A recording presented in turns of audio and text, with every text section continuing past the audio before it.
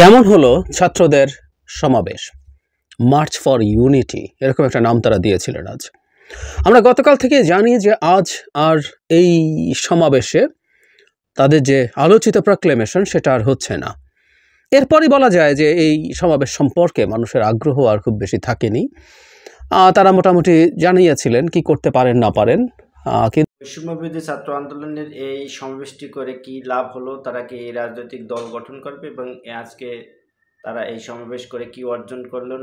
জুলাই ঘোষণাপত্র তারা 15 দিন সময়সীমা বেঁধে দিয়েছেন সরকারকে এবং সরকারকে একটি চাপে রাখার জন্য এবং তাদের রাজনৈতিক দল এবং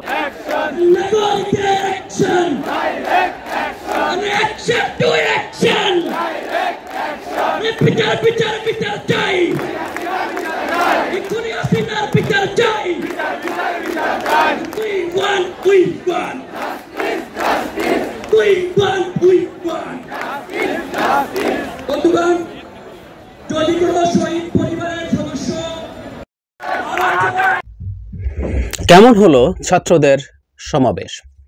মার্চ ফর ইউনিটি এরকম একটা নাম তারা দিয়েছিলেন আজ। আমরা গতকাল থেকে জানি যে আজ আর এই সমাবেশে তাদের যে আলোচিত প্রক্লেমেশন সেটা আর হচ্ছে না। এরপরই বলা যায় যে এই সমাবেশ সম্পর্কে মানুষের আগ্রহ আর খুব বেশি থাকেনি। তারা মোটামুটি জানিয়েছিলেন কি করতে পারেন না পারেন, কিন্তু তারপরও যেটা হয়েছে যে বহু মানুষ ঢাকার বাইরে থেকে রওনা হয়েছিলেন বাস নিয়ে, তারা এসে হাজির হয়েছেন, ফলে তারা একটা সমাবেশ করেছেন, বক্তৃতা শুনেছি। আমি সবচেয়ে গুরুত্বপূর্ণ যারা আছেন তাদের কথা শুনলাম এবং কি টেক অ্যাওয়ে নিয়ে কয়েকটা কথা একটু বলতে চাই। একটাই আসলে গুরুত্বপূর্ণ জায়গা আছে, সেটা নিয়ে শেষে বলছি। তাদের বক্তৃতার মধ্যে মোটামুটি সরকারের বেশ সমালোচনা আছে, এক্সপেকটেশন আছে।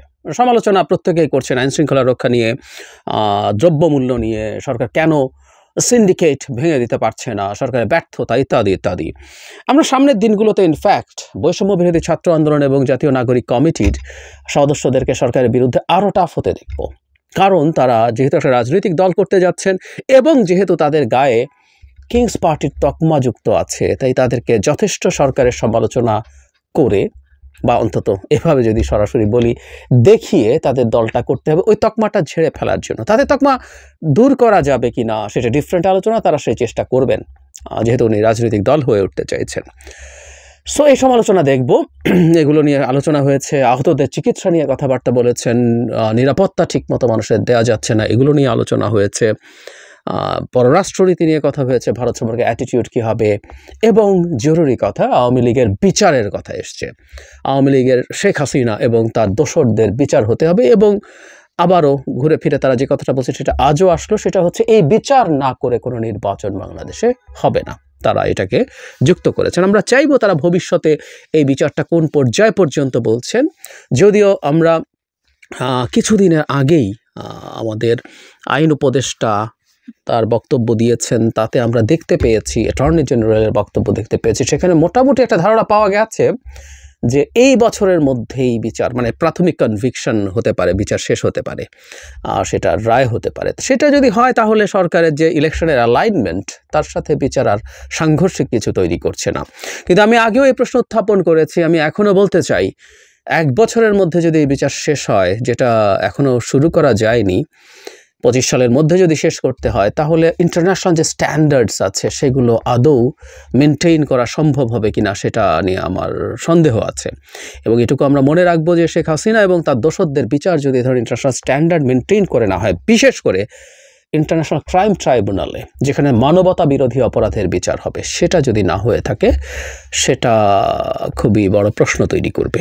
যাই হোক, মূল কথায় আসে, তাদের আসলে মূল যে বক্তব্য বা টেক অ্যাওয়ে ছিল, কারণ তারা যে হাইপটা তৈরি করেছিলেন সেটা হচ্ছে তারা একটা প্রক্লেমেশন দেবেন।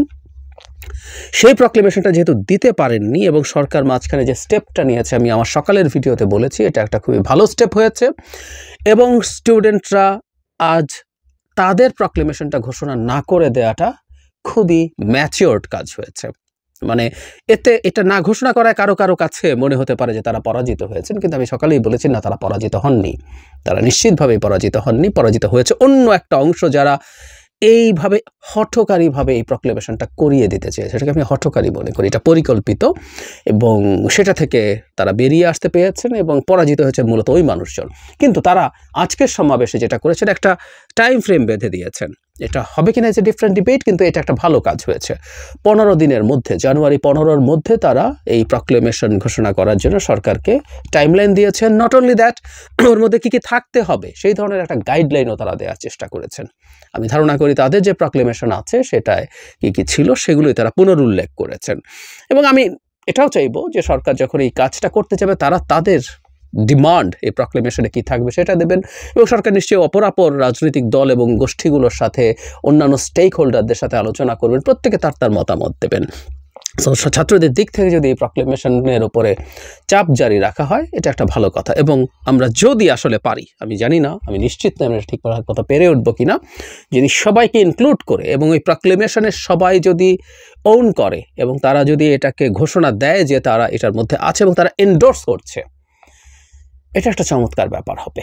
এটা একটা চমৎকার ব্যাপার হবে এবং ছাত্ররা এখন তাদের ভবিষ্যৎ রাজনীতির ক্ষেত্রে এই জায়গায় আসবে। এখন একটা জিনিস মনে রাখতে হবে, তারা যে খসড়া প্রক্লেমেশনটা তৈরি করেছিলেন, তাদের এটা নিশ্চয়ই বোঝার ব্যাপার আছে যে হুবহু এটা আসলে হবে না। যখনই আমরা সর্বসম্মতভাবে কিছু করার চেষ্টা করি, তখন সবগুলো পক্ষকেই বিভিন্ন ক্ষেত্রে ছাড় দেওয়ার মানসিকতা রাখতে হয়। আমি আশা করি ছাত্ররা সেই মানসিকতা রাখবেন। এবং আবারও আমি আসলে মূলত এই ভিডিওতে সেই কথাটাই বলতে চাই, হঠকারিতার পাল্লায় তারা যারা না পড়েন। একটা গ্রুপ আছে, যারা সাম পিপল, যারা মনে করছেন ছাত্রদের উপরে সওয়ার হয়ে তারা তাদের নিজস্ব কিছু এজেন্ডা এই রাষ্ট্র এবং জাতির উপরে চাপিয়ে দেবেন। ছাত্ররা যেন সেই ব্যাপারে সতর্ক থাকেন। তারা তাদের স্বার্থে, রাষ্ট্রের স্বার্থে, তাদের রাজনীতির স্বার্থে, তারাও এখন রাজনীতি করবেন। এই প্রক্লেমেশনের সাথে রাজনীতি আছে, সুতরাং তাদের রাজনীতির স্বার্থেও যতটুকু লাগবেই, আবার যতটুকু ছাড় দেওয়া হয়, তারা যাতে তাদের নিজের সিদ্ধান্তে কাজটা করেন, আমরা সেই জিনিসটা দেখতে চাই। আর যেটা শুনেছি, বিভিন্ন মাধ্যমে জানতে পেরেছি, আমরা অনেকেই হয়তো জানি, এটা এই সমাবেশ নিয়ে বা এই প্রক্লেমেশন দেয়া থেকে পিছিয়ে আসা নিয়ে ছাত্রদের মধ্যে এক ধরনের বিভেদ তৈরি হয়েছে। সেটা বেশ খারাপ পর্যায়ে যাওয়ার পরিস্থিতিও তৈরি হয়েছিল গতকাল।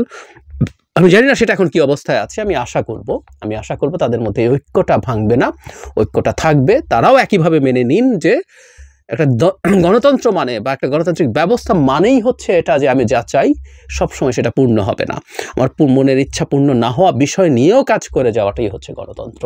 ছাত্রদের মধ্যেও যেন বিভেদটা না তৈরি হয় এবং তারা যখন গ্রেটার একটা প্রক্লেমেশন যখন সবার সাথে বসে করতে যাবেন, তারা যাতে গণতান্ত্রিক মানসিকতা নিয়ে, এটা শুধু আমি তাদেরকে বলছি তা না, এটা যেহেতু আজকে এই সমাবেশের উদ্দেশ্যে বলছি তাই এটা প্রত্যেককে, অপরাপর গুরুত্বপূর্ণ যারা আছেন, বিএনপি, জামায়াত, যারা আছেন, গণতন্ত্র মঞ্চ, যারা এই মাঠে আছেন, প্রত্যেকের উচিত হবে তাদের জায়গা থেকে সদিচ্ছা নিয়ে সর্বোচ্চ ছাড় দিয়ে এই প্রক্লেমেশনটা তৈরি করা। এটা আমাদের এই যে সাম্প্রতিক সময়ে পরস্পরের বিরুদ্ধে আমরা নানান রকমভাবে কথা বলছিলাম, লেগে পড়ছিলাম, বিতর্ক করছিলাম, এটা ফাইন, কিন্তু এটা সংঘাতের দিকে যে যাচ্ছিল, আমরা যদি এই একটা জায়গায় একমত হয়ে একটা প্রক্লেমেশন তৈরি করতে পারি, একটা ঘোষণাপত্র তৈরি করতে পারি, সেটা সেই বিভেদের পরিস্থিতিটাকে অনেকটা ভালো দিকে নিয়ে যাবে।